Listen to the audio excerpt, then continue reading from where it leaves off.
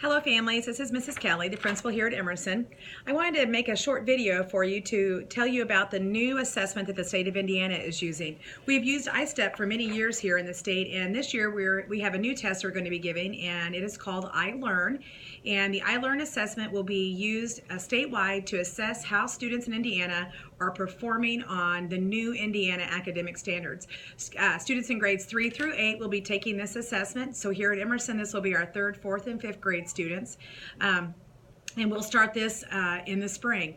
There are several changes and some differences between this test and the ISTEP, and I want to make sure that you know about that. The state has also made an information sheet for families, and we'll be sending this home for you. But I quickly wanted to tell you about what these 5 things that the state is pointing out to you. First of all, it tells you about the new state and that it's testing the new Indiana academic standards. Secondly, it points out that it's a computer adaptive assessment, which means it's going to be on the computer, and as students answer questions, if they answer a question correctly, the questions will adjust, might get a little bit more difficult for the child, or if they struggle with the question, it will adapt and maybe get a little bit easier. The difficulty of the level of the question will get a little bit easier for them, which I think this is going to be great for kids. I know a lot of kids have anxiety and frustration about the test, so I'm hoping this, as it adapts for the child throughout the testing process, I think hopefully it'll help the kids feel a little bit more comfortable about it and make them feel a little bit more successful about how they did on the assessment. And I think it'll be great information for us as instructors as well. I do know all the questions still will be grade level questions, just the difficulty of how they ask the question will adjust for the student. Another thing, there are some great supports they're going to offer here on the ILEARN test. For one, it's untimed, so students can take as long as they need to on this, and we can pause a test, which means, so let's say we decide we're going to test, have a testing windows that are 45 minutes long. We're not going to have them any longer than 45 minutes, and so if a student is not finished at the end of that 45 minutes, we can pause that test, and then the next day or whenever the next window of time that we're going to use to give the assessment, we can resume the test for them, and then they can continue to finish that test, which I think will be great as well, so the kids won't feel the pressure and the anxiety of the clock or the timed element of it.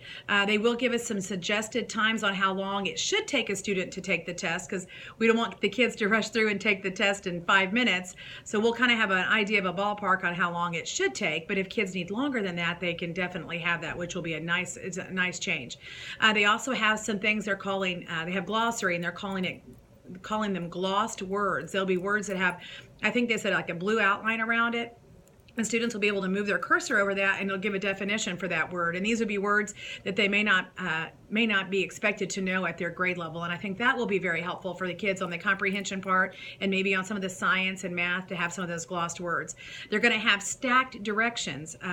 What that means is if, let's say, your child, their home language is not English, they speak Spanish primarily, they'll be able to see those directions in English and in Spanish on the math, science, and social studies parts of the test. There's a thesaurus available and some spell check available on it. So just some real good, reasonable tools that all students will be able to use. They have a resource on here for families, a little website you can go to that tells you maybe how you can help your child at home get prepared for the test. And then another great thing that I know schools are excited about, I'm sure families will be too, is that we'll get these scores back much more timely than we were able to with the ISTEP. These scores for the first year, we're going to get them back on August the 15th, 2019.